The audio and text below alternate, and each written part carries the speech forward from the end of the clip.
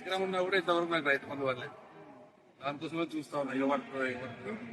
మొన్న ఆదివారం అన్నాడు, నిన్న సోమవారం నిన్న పడతాను, ఇవాళ పడలేదు. అందుకే ఆ రోజు బ్యాంక్ నేను సోమవారం పడుతుందేమో అనుకున్నాం. ఈ రోజు మంగళవారం, ఈ రోజు కూడా వాళ్ళు ఏంటారు అదే చూస్తా ఉన్నాం. ఇప్పుడు మీటింగ్ వస్తూ కూడా దాన్నే వస్తుంది మెసేజ్, ఎప్పుడైనా వస్తుంది.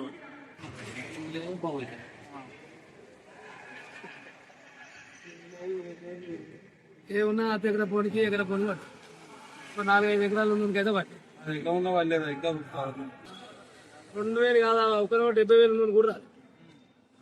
నాకు 4 లక్షలు ఉండేది. 4 లక్షలు ఉంటే వస్తానంటే నేను 2 లక్షలు మళ్ళీ అప్పు కట్టాను మేము.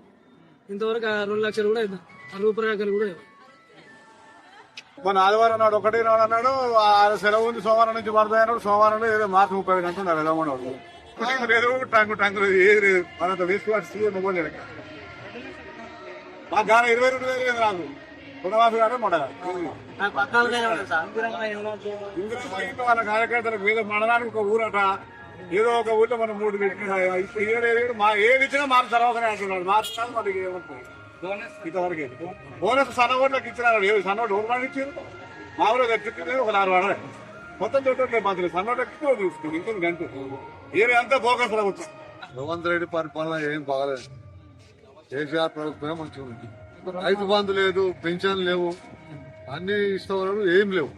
రైతు బంధు లేదు, మన పింఛన్ లేవు, గ్రామీణ ఏం లేవు.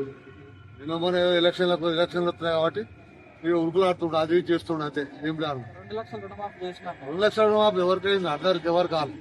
సగం మందికి అయింది, సగం మందికి కాలేదు, ఎవరు కాలేదు. రైతు బంధు కూడా టింగు టింగ్ అన్నాడు, టింగుటింగ్ లేదు, టంగు లేదు, ఏం లేదు. రైతు బంధు ఏడు ఏమన్నా ఆయన నుంచే కాదు. బోనస్ ఎవరికి ఇస్తాడు? ఇస్తా అన్నాడు, ఇవ్వలే. బోనస్ ఇవ్వలే, ఇవ్వలే. ఇక్కడ ఏం లేదు, మాటలే ఉంటుంది. ఫ్రీ బస్ పెట్టి ఆడవాళ్ళకి పెట్టిండు. ఎవరికి పుడుతున్నాయి? లేడీస్ అందరు పోతారా అండి? అందరు పోలేరుగా. ఎవరో జాబులు చేసే వాళ్ళు పోతారు, కూలి చేసుకుంటే వాళ్ళు ఎవరు ఎత్తారు? లేడు. కూలి పెట్టే వాళ్ళు బస్సు ఎక్కుతారు. ఎవరు ఎత్తారు? వాళ్ళు పనికే ఎంప్లాయీస్కే ఫ్రీ బస్ పెడతారు. ఎవరికి లాభం లేదు.